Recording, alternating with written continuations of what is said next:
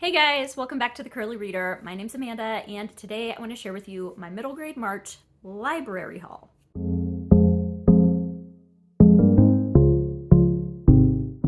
Okay, so if you've seen my middle grade March TBR, you will know that this is a completely unnecessary video. My TBR has officially gone completely off the rails, and this I should not be surprised. It's this way every year. I'm just gonna read books off my TBR or off of my physical shelves. And I pick like 3 to 4 books for each prompt from my shelves, fill up my TBR, and then I go to the library. Guys, I don't even know how many books are here, but it's 20, I want to say. That's my guess. And yeah, a lot of these do fit the prompts for Middle Grade March. If you are new here, Middle Grade March is a readathon that my friends Katie and Krista from Life Between Words and Books and Jams host every March for the entire month, where we read middle grade books, and we encourage you to do the same. There are different prompts for like reading challenges to do. There's also a group book, so all of that information will be down below for you. But today I'm just going to share with you all the books I picked up from the library, whether they fit a prompt or not. So let's just get into this. I'm just going from the top of the list. First one, A Wish in the Dark by Christina Suntorva. I wanted to read this last year. I didn't. This came about when we were talking about, or came up when we were talking about books with Asian main characters. You guys, I can't talk today. What is going on? But this is a fantasy book, and I believe it's a loose Les Mis retelling, and I read Les Mis last year. I feel like this needs to happen, and so I grabbed this one. Also, I'm trying to angle myself a little this way so we're not getting as bad glare off of the window, but we'll see. The next one is purely for Katie. Ellen Tebbets by Beverly Cleary. This is a book that is older than me. I'd be willing to bet money it's older than me. Yeah, it was published in 1951, so just a little older than me. But she was saying that she wanted somebody to read this year because this is one of her favorite books, so I grabbed it. It'll be a really, really quick read, as Beverly Cleary typically is. All right, next one is one that was on my anticipated releases last year, and that is The Thing I'm Most Afraid Of by Kristen Levine. This is set during the Bosnian War. 12-year-old, who's surprised, 12-year-old. That's from, sorry, inside joke from my TBR. All the kids are 12 years old in middle grade books. So yeah, all I know is it has to do with the Bosnian War. That's literally all I know. Something about Austria in here too. So I've been wanting to read that for a while, and I believe that 1, 2, 3, 4, 5, 6, that would work for more than 5 words in the title. I picked up Adventures with Waffles by Maria Parr. I had picked this up because what's the podcast? The Read Aloud Revival podcast mentioned this in their podcast, and I was like, I'll check it out. And then I'm pretty sure that Angie from Angie Henderson mentioned this in her recommendations that Krista posted, like her huge recommendations collab. I think this was the book that she had mentioned. And so now I'm even more interested in it. It looks like it's going to be a really, really quick read. But yeah, Adventures with Waffles by Maria Parr. Okay, another one that I picked up, Asian main character that I've been wanting to read, is Prairie Lotus. This is like Little House on the Prairie, except with I believe she's half Chinese? Yeah, half Chinese girl in it. I don't know. It Ain't So Awful Falafel. That would be 5 words or more in the title. I also picked up because it has an Asian main character, and she's renaming herself Cindy. And she's the new kid on the block for the 4th time. It's set in the 1970s, and she's Iranian. Iranian? Oh, Iran. She's from Iran. Iran. Guys, I should have looked this up. Whatever. You get the picture. She's from Iran. Stuff is going on politically with the US and Iran during the time, and so it's about that. I'm struggling today in case you couldn't notice, or in case you didn't notice. Words, they're difficult. Okay, The next one I picked up, I always try to peruse my library's nonfiction, middle grade nonfiction section. Specifically, I like to read memoirs and biographies and that sort of thing. And I specifically do not look for a young reader's edition of a book. I want a book that was specifically just written for middle grade. And so this is one that I found that sounds really interesting to me. It is Child of the Dream by Sharon Robinson, a memoir of 1963. And this is the memoir of Jackie Robinson's daughter. So it's about the civil rights movement, but from the point of view of an African American who was very wealthy and had a lot of privilege during that time. And so I thought that would be a very interesting, different perspective to take on that. So I grabbed that one. I also grabbed My Life with the Liars by Kayla Carter.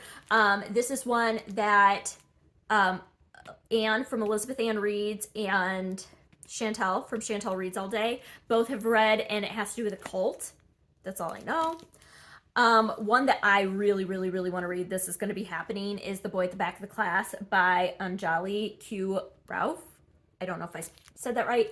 This is initially a UK release, and I think that it is set in the UK, but it's about a Syrian refugee who has lost his family, and his classmates all band together to put together a plan to reunite him with his family and find them. And guys, it just sounds completely heartwarming. One that was on my TBR last year that I never got to has an Asian main character, and that is The House That Lou Built. This is about a Filipino girl living in San Francisco, and her family has been living, I think, with their extended family, and she takes a woodshop class at school, and she is going to help build a tiny house for her and her mom to live in. Sounded really cool. Okay. The lone graphic novel that I have. Well, I have the Babysitter's Club, the next Babysitter's Club one that I've had out from the library that I want to read. I totally forgot that I had that, but I'm not going to get up to go get it right now. But I do have City of Dragons, The Awakening Storm by Jamal Yogis and Vivian Truong. I don't know. Somebody had made mention that it was set in Asia, maybe? Yeah, when Grace moves to Hong Kong with her mom. So, anyway, we'll see.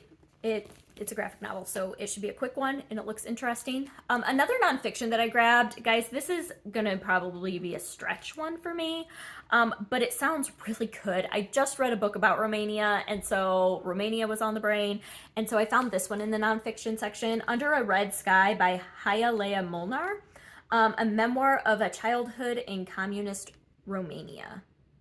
So it is a little longer than some of the other books, but it sounds really good. So we'll see. We'll see if I get to it. All right. The other one, I would say The Boy at the Back of the Class and this one are my top of the pile.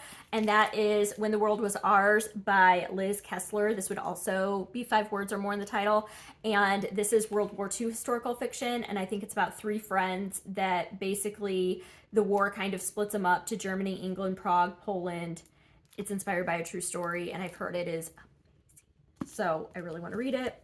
Another one that was on my anticipated releases last year is Dog Star by Megan Shepard. This is set in Russia, I believe, and it has to do with a girl and a dog. The girl's dad, I believe, is part of the... so her dad is a scientist with the Soviet space program, and so she's dealing with all of that.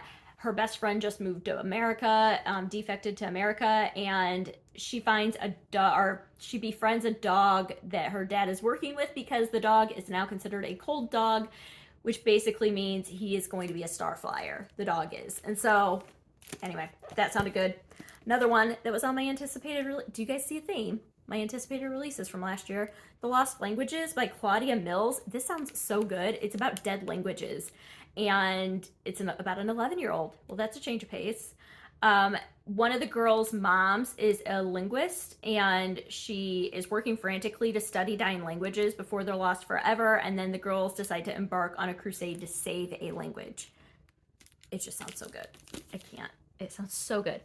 All right, another one that they were talking about on the Read Aloud Revival podcast that I've picked up is Astrid the Unstoppable by Maria Parr. Is it the same person that wrote? Sorry. Oh yeah, they're both by Maria Parr. Adventures with Waffles and Astrid the Unstoppable. What do you know? I have no idea what this is about, but it looks cute, and the people on the podcast liked it, so I put it on hold.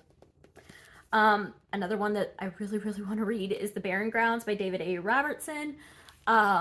This, all I know is it's Narnia-esque, but it's about Indigenous people in, I believe, Canada, and that's all I know.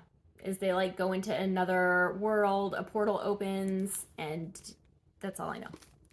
And then the last one I got is by the same author as The House That Lou Built, and that is Any Day With You by May Respicio. And this is about a girl they live in on the beach in Santa Monica, and her friends are really into filmmaking. And then they find out that her grandpa is deciding to return to the Philippines, and she is really upset. So she wants to make have him star in a movie and show him that he shouldn't leave. And it's all about her relationship with her grandfather, which is just my jam. So anyway, all right. 1, 2, 3, 4, 5, 6, 7, 8, 9, 10, 11, 12, 13, 14, 15, 16, 17, 18. Well, I was too short. So, well, and I have the Babysitter's Club book over there. And I might have 2 at the library right now that are waiting for me to go pick them up. So there's that too. Guys, like I said, my middle grade March is just completely gone off the rails. Have you read any of these? Can I prioritize some? Did you really not like any of these? Like, that's what I really need to know. Like, which ones do I need to take off this TBR? Because I'm really excited about pretty much all of them. Well, all of them. I put them all on hold, which means I'm excited about all of them. But yeah, let me know which ones you highly, highly recommend, which ones sound really good to you, and that's going to do it for today. I hope that you enjoyed this. I hope that you're finding something fun to read for middle grade March. Check your local libraries. They have all sorts of resources. And yeah, that's going to do it for today. So I hope that you enjoyed this. I hope that you stick around and subscribe. And until next time, see ya.